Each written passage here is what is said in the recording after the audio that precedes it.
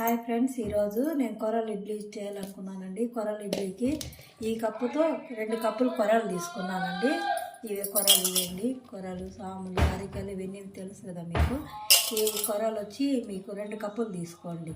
ఈ కప్పుతో మెజర్మెంట్ కరెక్ట్గా తీసుకోండి. ఈ కప్పుతో 2 కప్పులు కొర్రలు, ముప్పావు మినపప్పు. 2 కప్పులు కొర్రలకు ముప్పావు మినపప్పు తీసుకోవాలి. ఇప్పుడు తీసుకున్నాం.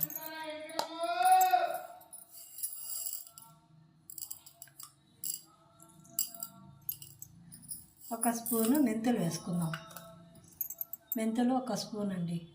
మెజర్మెంట్ తీసుకొని నేను చేత్తో వేస్తాను. కరెక్ట్గా 1 స్పూన్ తీసుకోండి మెంతులు. 8 గంటల సేపు నానబెట్టుకుందామండి. నానిన తర్వాత మిక్సీకి వేసుకుని రుబ్బుకుందామండి. విడివిడిగా నానబెట్టుకోండి. ఈ విధంగా మినపప్పు, మెంతులు విడివిడిగా, ఈ కొర్రలు విడిగా నానబెట్టుకోండి. మీకు నచ్చినట్లయితే లైక్ చేయండి, షేర్ చేయండి, సబ్స్క్రైబ్ చేయండి. Please subscribe.